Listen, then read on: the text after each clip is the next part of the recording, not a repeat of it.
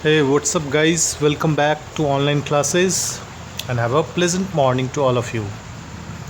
Now, I, Ajay Kumar, your English teacher, is going to complete this story, A Day in the Country. So, do you remember what you have learned yesterday?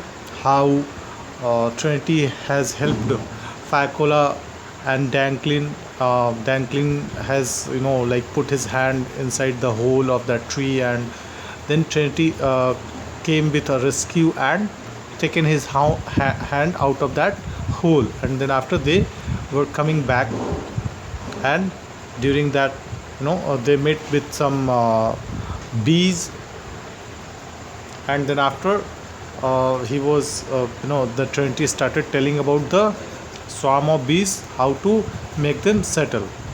Now let's start with the next part, final part. Little Ficola suddenly frowns and rubs her neck vigorously. Her brother looks at her neck and sees a big swelling on it. Hey, hey, laughs the cobbler.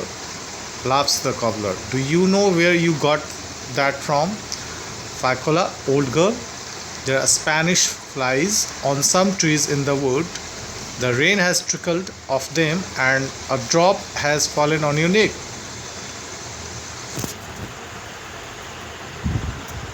That is what has made the swelling. The sun appears from behind the clouds and floods the wood, the fields, and three friends with its warm light.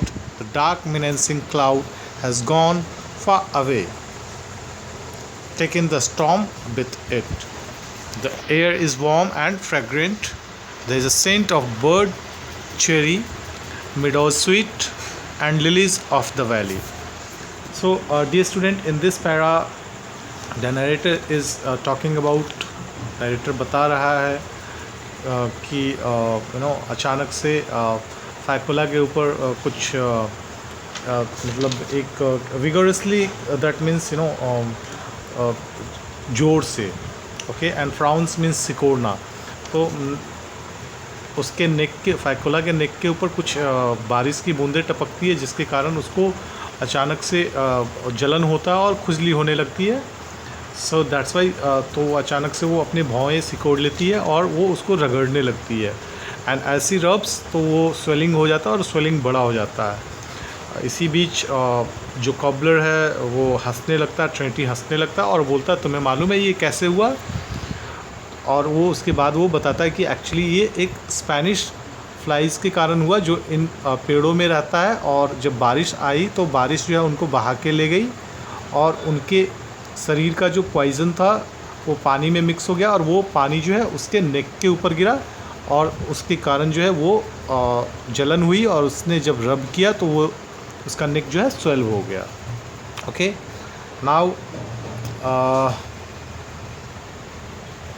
उसके बाद सन फिर से appear होता है, बादलों के पीछे से निकलता है और एक पेड़ों के बीच से, ऐसा मानो कि वहाँ पेड़ों का जो बाढ़ था, floods of the wood, like वो काफ़ी घना जंगली इलाका था जहाँ पे बहुत सारी लकड़ियाँ थी.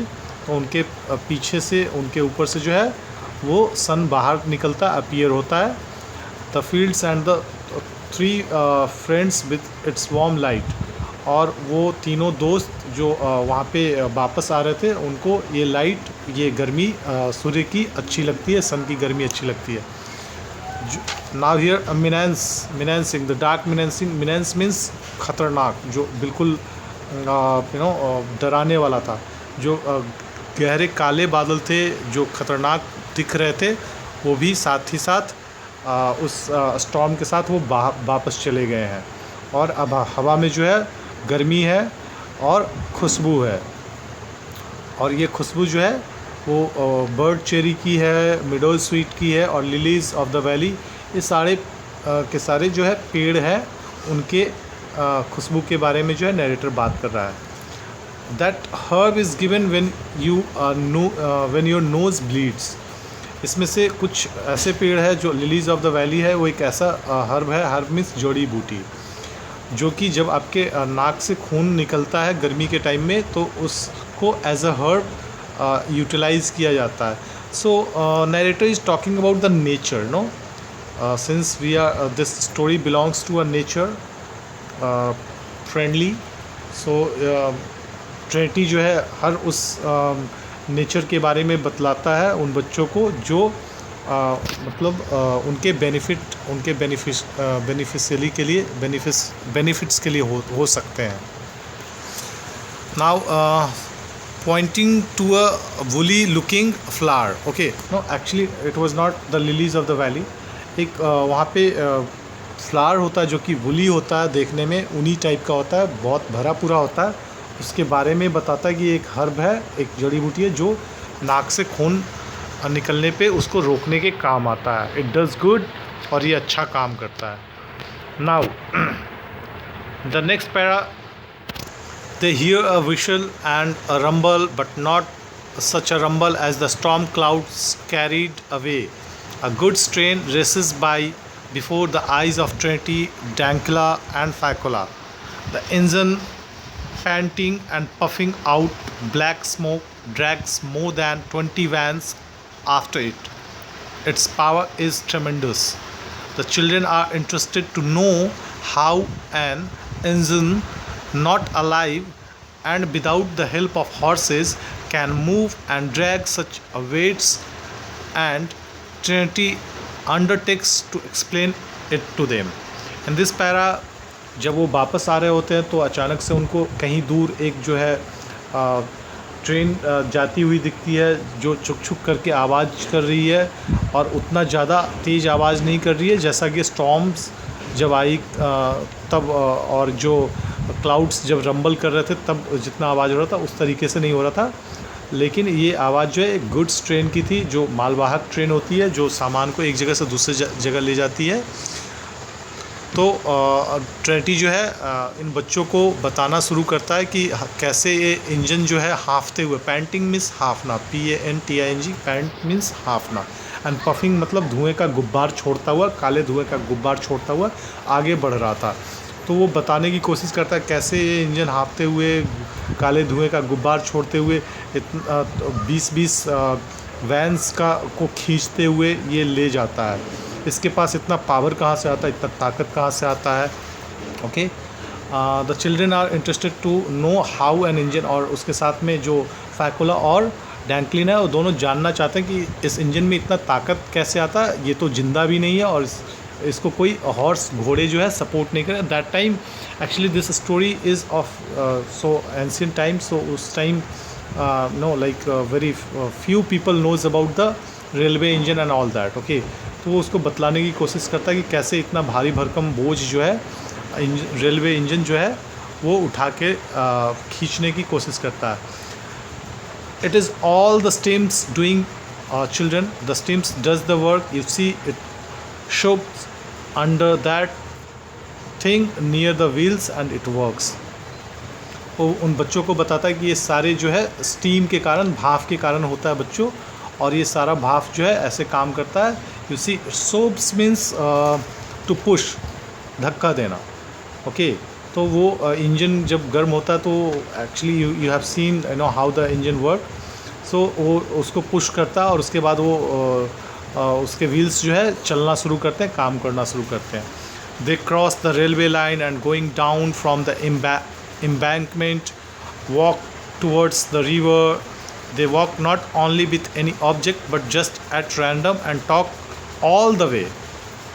Dankula asks questions, Trinity answers them.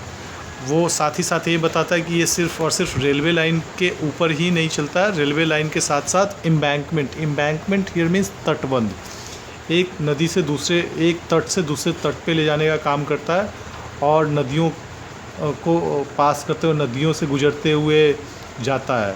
बहुत सारी जगहों पे जाता है, गुफाओं से होके जाता है, और like that you might have visited. They walk not with any object but just at random and talk all the way. कहता है कि ये किसी ऑब्जेक्ट के सहारे नहीं चलता, ये रैंडमली चलता रहता और पूरे रास्ते ये विसल करता जाता है, सिटी मारता जाता है. तो talk all the way is like whistle मारते जाता है. और उसके साथ में डैंकला के जितने क्वेश्चंस थे ट्रिनिटी उन सब क्वेश्चंस का आंसर देता जाता है. Trinity answers all his questions and there is no secret in nature which baffles him. He knows everything. Thus For example, he knows the names of all the wildflowers, animals and stones. He knows that herbs cure diseases. He has no difficulty in telling the age of a horse or a cow. Looking at the sunset, at the moon or the birds, he can tell what sort of weather it will be the next day. And indeed, it is not only Trinity who is so wise. Silenti Silich, the innkeeper, the market gardener, the shepherd, and all the villagers, generally speaking, know as much as he does. These people have learned not from books but in the fields, in the wood, on the river bank. Their teachers have been the birds themselves when they sang to them, the sun when it left a glow of crimson behind it at setting, the very trees and wild herbs. Now Trinity जो है इस para में बच्चों के सारे सवालों के जवाब देता है और वो बताता है कि ऐसा कोई सीक्रेट नहीं है नेचर में जो उनको बैफल करे मतलब चकरा देना। बैफल मीन्स चकरा जाना। और वो बताता है कि साथ ही साथ वो सारी बातें जानता है, उस सब चीज़ को जानता है। और वो इसके लिए जो है कुछ वाइल्ड फ्लावर्स के नाम लेता है, एनिमल्स का नाम लेता है, स्टोन्स का नाम लेता है, कुछ जड़ी बूटियों का नाम लेता है जो बीमारी ठीक करने के काम आता है। और साथ ही साथ वो यह भी बताता है कि वो उसको हॉर्स या काऊ को देखने के बाद वो उसके एज को भी बता पाने में समर्थ है, वो बता सकता है। Looking at the sunset and the moon and the birds he can tell. Sunset जो सूर्यास्त होता है या मून और या फिर वर्ड, इन सब को देख करके वो बतला सकता है कि अगले दिन किस तरीके का मौसम हो सकता है। और उसको यह बतलाने में भी कोई शर्मिंदगी नहीं है कि वह अकेला इतना तेज़ नहीं है, वाइज नहीं है। उसके अलावा भी और बहुत सारे लोग हैं, जैसे सिलेंटी सिलिच जो एक वो चर्च में काम करता था, वो भी जानता है ये सारी बातें। इनकीपर का मतलब जो होता है होटल का मालिक, ओके। जो मार्केट गार्डनर है वो भी जानता है, शेफर्ड जो है वो भी जानता है इस सारी बातों को। और भी सारे जो विलेजर्स हैं सब लोग इस बात को जानते हैं और उन लोगों ने इस सारी बातें किताबों से नहीं सीखी है, बल्कि फील्ड्स में, खेत में सीखा है, लकड़ियों के बीच में रह के सीखा है, नदियों के तटबंध पे बैठ के सीखा है। और उनके जो टीचर्स हैं वो कौन थे उनके टीचर्स? पक्षी जो होते हैं वो उनके टीचर्स हैं, जो जब वो गाते हैं तो उनसे सीखते हैं। जब सन जो है ग्लो, क्रिम्सन इज़ लाइक गहरा लाल, डार्क रेड। जब आप सूर्यास्त होगा तो देखेंगे the colour of the sun is crimson. तो इन सब जगहों से उन लोगों ने ये सारी लेसन्स को सीखा है। पेड़ पौधों के साथ में रह के जड़ी बूटियों को सीखा और समझा है। Now Dankula looks at Trinity and greedily drinks in every word. In the spring, before one is weary of the warmth and the monotonous green of the fields, when everything is fresh and full of fragrance, who would not want to hear about the golden May beetles, about the cranes, about the gurgling streams and the corn blooming? डैंकिला जो है उसके हर शब्द को जो है बिल्कुल एकदम greedily, मतलब लाइक यू कैन से बहुत अच्छी तरीके से उसको ड्रिंक कर रहा था, उसको पी रहा था। जैसे हम बोलते हैं ना कि तुम्हें घोल के पिला तो नहीं सकते ना, जो नॉलेज होता है। तो वो जो शब्द बोला जा रहा था ट्रिनिटी के द्वारा, उन सारे शब्दों को वो एक्चुअली वो पी रहा था, सब चीज़ों को समझ रहा था, बहुत अच्छे से समझ रहा था। और वो स्प्रिंग की बात करता है, जब स्प्रिंग के पहले जो मौसम होता है वियरी होता है, जिसमें थोड़ी गर्मी होती है। मोनोटोनस इज़ लाइक नीरस, मोनोटोनस मीन्स नीरस। ग्रीन ऑफ द फील्ड, जो मोनोटोनस ग्रीन फील्ड होता है उसके बारे में बात करता है नरेटर और बतलाता है when everything is fresh and full of fragrance. उस टाइम पे जब पूरा पेड़ पौधे सब बिल्कुल ताज़े होते हैं और उसमें बहुत ही फ्रेग्रेंस होता है, सुगंध होता है। तो इन सब बातों के बारे में वो नरेटर बतलाता है कि कौन नहीं चाहता है कि जो है इस समय में गोल्डन मे बिटल्स की आवाज़ को सुनी जाए, क्रेन्स की आवाज़ को सुनी जाए, और जो गर्गलिंग मतलब गड़गड़ाहट, जो पानी का जो वो स्ट्रीम होता है उसकी गड़गड़ाहट को सुनना कौन नहीं चाहता। कॉर्न ब्लूमिंग, जो कॉर्न फलता है उसको कौन नहीं देखना चाहता। इन सब बातों के बारे में वो बतला रहा होता है। The two of them, the cobbler and the boy, walk about the fields, talk unceasingly and are not weary. They could wander about the world endlessly. They walk and in their talk of the beauty of the earth do not notice the frail little girl tripping after them. She is breathless and moves with a lagging step. Towards midday, all three sits down on the river bank. Dankla takes out his bag, a piece of bread soaked and reduced to a mash, and they begin to eat. Trinity says a prayer when he has eaten the bread, then stretches himself on the sandy bank and falls asleep.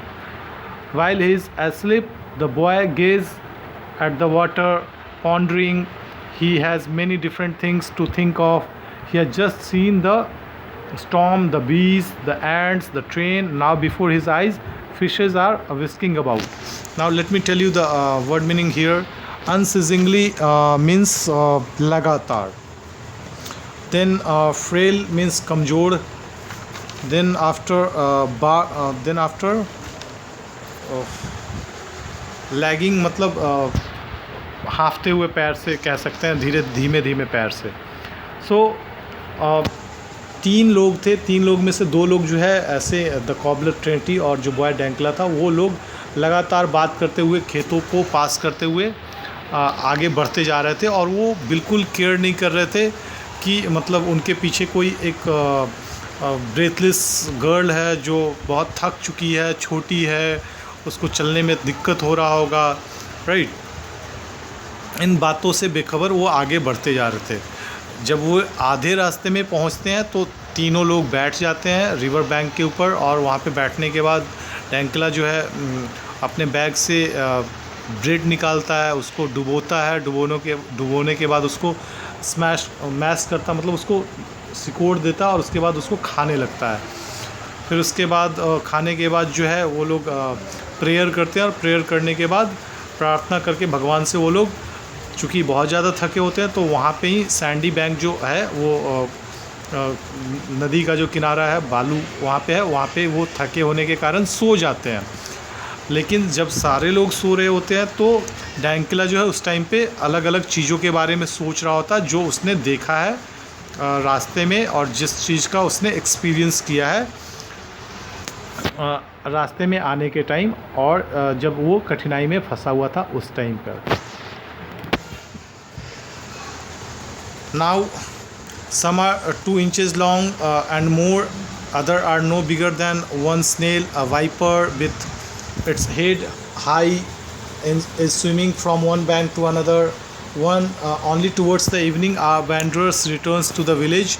The children go for the night to a deserted barn where the corn of commune used to be kept, while a Trinity leaving them goes to the tavern. The children lie huddled together on the straws dozing.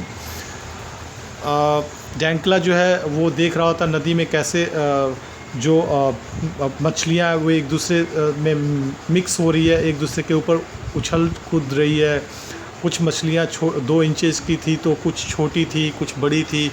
एक wiper जो है, एक सांप जो है नदी के इस छोर से उस छोर तैराकी कर रहा है, और इस तरीके से उनका समय कट जाता है। और शाम होते होते ये जो वैंडरर्स हैं जो तीनों लोग घूम रहे थे, वो अपने विलेज में वापस आ जाते हैं। चूँकि तीनों लोग थके होते हैं तो उनमें से 2 जो बच्चे हैं वो डिज़र्टेड खलिहान, बार्न मीन्स खलिहान, BARN, बार्न मीन्स खलिहान, तो खाली खलिहान में वहाँ पे कुछ जो कॉर्न रखे हुए हैं उसके ऊपर ही, as you can see here in the picture, तो उस बार्न पे मतलब उस बार्न खलिहान में वो सो जाते हैं स्ट्रॉज के ऊपर, ओके। और दूसरी तरफ जो ट्रिनिटी है वो चला जाता है टैवर्न. टैवर्न इज़ मधुशाला. मधुशाला is like he goes for drinking wine और something like that. Now the boy does not sleep. He gazes into the darkness, and it seems to him that he is seeing that all that he has seen in the day, the storm clouds, the bright sunshine, the birds, the fish, lanky Trinity, the number of his impressions together with exhaustions and hunger are too much for him. He is as hot as tough as though he were on fire, and tosses from side to side. He longs to tell someone all that is haunting him now in darkness and agitating his soul, but there is no one to tell. Facula is too little and could not understand. I will tell Trinity tomorrow, thinks the boy. The children fall asleep thinking of the cobbler, and in the night Trinity comes to them and puts bread under their heads, and no one sees his love. It is seen only by the moon, which floats in the sky and peeps caressingly through the holes in the wall of the deserted barn. Now, जो लड़का है डैंकला वो सो नहीं पाता है. उसकी आंखों के सामने वो सारे सीन्स चल रहे होते हैं जो उसने दिन में देखा होता है. वो चाहता है कुछ बातें करना. वो चाहता है कि वो सोच रहा है कैसे वो दुबला पतला ट्रिनिटी जो है उनकी मदद करता है, उनको इतनी सारी बातें बताता है. एंड लाइक दैट वो इन सब सारी बातों को जो है वो एनालाइज करता है, और वो चाहता है कि वो इन सारी बातों को डैंकला जो है शेयर करना चाहता है किसी के साथ में. बट ही कैनॉट, बिकॉज वो जो उसकी बहन है फैकुला वो सो रही होती है. तो वो डिसाइड करता है ओके जब वो ट्रिनिटी से दूसरे दिन मिलेगा तो वो उसको ये सारी बातें बताएगा, और जो उसको कुछ पूछना होगा तो he will ask from him. फिर उसके बाद वो डैंकला भी सो जाता है, और फिर रात में कॉबलर आता है और प्यार से उनके सर के नीचे जो है ब्रेड रख देता है, बिकॉज उसको मालूम है कि उनको भूख लगेगा तो वो उठ के खा लेंगे. और इस प्यार को कोई देख नहीं रहा होता सिवाय एक मून के. जो मून की जो रोशनी होती है वो फ्लोट कर रही होती है उस बैरन डिज़र्टेड बार्न में, उस खलिहान में. तो उन दीवार के उन दीवारों के होल से जो है वो light. Narrator is comparing here like कि एक ह्यूमन फीलिंग देना चाहता है कैसे उसका प्यार जो है उन बच्चों के लिए छलक रहा है, वो दिख रहा है इस कहानी में. So dear student, as we have finished this chapter, I believe now you have understood this chapter completely, and on the basis of your understanding you will do the question answer of this chapter. And if you are having problem then you may ask me privately. I'll provide you the answers of these questions too. Now we'll meet next day again. Till then, bye, take care and have a nice day. Thank you.